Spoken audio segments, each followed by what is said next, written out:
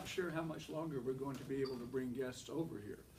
Because you see, ladies and gentlemen, you are looking at NASA's present and future. This is the Orion Mission Control Room. And if you're not familiar with the Orion program, hopefully you will be before you leave today. The Orion program's destination and target is to put boots on the surface of the red planet Mars. So you are looking at Mars Mission Control. Isn't that a little bit cool? Yes. Let's compare that with what we're working with at the moment. If you look at the mission control, you will see that it's full of computer monitors, and that is because this room will be as paperless as possible. And then the small glowing boxes you see in front of you, those are touchscreen communication pads. Now let's compare that with the International Space Station Mission Control, which is operating today, most definitely. That room is on this floor. It's actually on the other side of that wall over there. That's the restricted area. We can't go there. But if you look at either one of these television monitors, those are live feeds of the International Space Station Mission Control Center. Again, just right down the hall from us here. And you can see the late 20th century computers. They're big and kind of boxy, and there's places, little cubby holes for papers and folders and everything. You can look at that and then look at the room in front of you and compare the leap in technology. Mission Control is a 24-hour-a-day, 7-day-a-week business.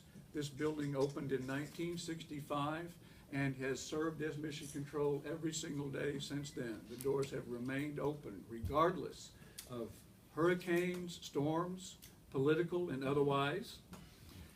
So this building is considered essential activities here.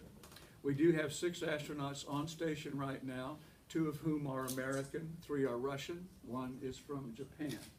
When the astronauts arrive on station, their mission lasts generally about 6 months. We don't like them to stay much longer than that. Let me show you where station is. If you look at this large map in the front of the room, that is called an orbital tracking map, and it shows us where the space station is at all times. Right now, the space station is on the other side of the planet where it is nighttime. If you look in the lower right-hand corner of that map up there, if you find Australia and look to the southeast of Australia, you'll see a white oval. Inside of it is a little picture. That is the icon for the International Space Station. Everyone see that? Yeah. And if you keep looking at it, you'll notice that it's moving from west to east. And that's because everything that orbits the Earth orbits from west to east, unless it's on a polar orbit. And the reason you can see it move is that the station is traveling at 5 miles per second. That's 17,500 miles an hour, or 28,000 kilometers an hour. That's the minimum speed it has to go in order to be able to stay in orbit around the Earth. If it goes any slower than that, the Earth's gravity starts to pull it back down into the atmosphere. Then we've got friction, we've got heat, and we've got spacecraft on fire, and we call that a bad day. So that has to go that fast. And there's no rocket pushing it along, because once you get into orbit, you have to be at that speed. Once you release something, it stays, because there's no friction in space unless you get back into the atmosphere. Okay? So the space station makes an orbit around the Earth every 90 minutes. It spends 45 minutes in darkness, which is where it is now, and then it will go into the sun part of the Earth, and that will be another 45 minutes. You put those two together, and that's a 90-minute orbit. And that pattern of 45 minutes of light, 45 minutes of darkness, that repeats continuously.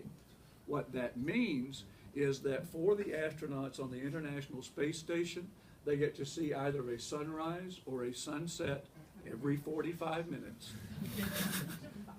That's better than cable. Let me tell you very quickly about the Orion program. Again, is our ultimate destination is to put boots on the surface of Mars. That's not going to happen for quite a long time for a lot of reasons, part of which has to do with the distance. By comparison, in the Apollo days, ladies and gentlemen, we could get to and from the moon in 3 or 4 days because it's our satellite and it stays near us. Well, Mars is a planet of its own right. It has its own orbit. It's actually a little strange orbit, and it's further out from the sun than we are. Mars, at its closest approach to Earth, is 35 million miles away. And that's its closest approach. And ironically, right now, Mars is actually 34.7 million miles away, and that's the closest the two planets have been in 60,000 years. So going to Mars is going to take a travel of 6 months one way.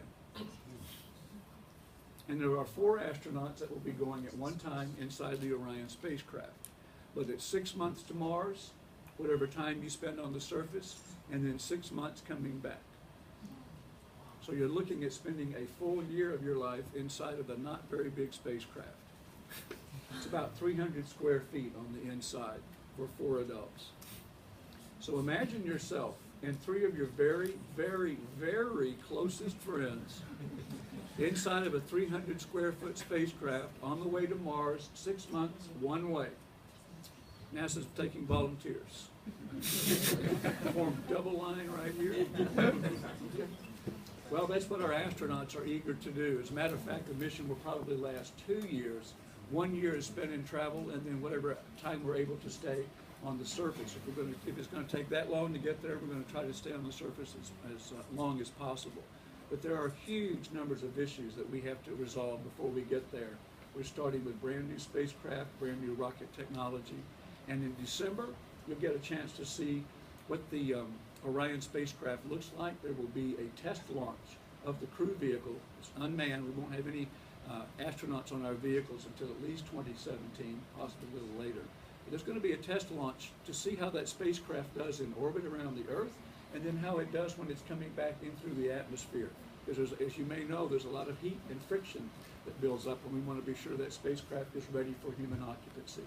So watch for that in December, okay? Well, ladies and gentlemen, if you have questions for me, I'll be at the top of the stairs and do my very best to answer them. But there's a whole lot more to see and do here at Space Center Houston. When you go back to the tram, please sit in the same seat that you used to come over. Did you get boarding passes? Little plastic boarding passes? No, don't worry about that. You can still get on the tram. And finally, this room has extra gravity in it. Because we're at NASA, we get all the free gravity we want. What do I mean by that? When people stand, we find that cell phones fall to the floor. Cameras, keys, wallets, sunglasses, lens caps. No one's dropping credit cards. Believe me, I look every time. So please be sure you have all of your worldly goods as you head back down to the tram.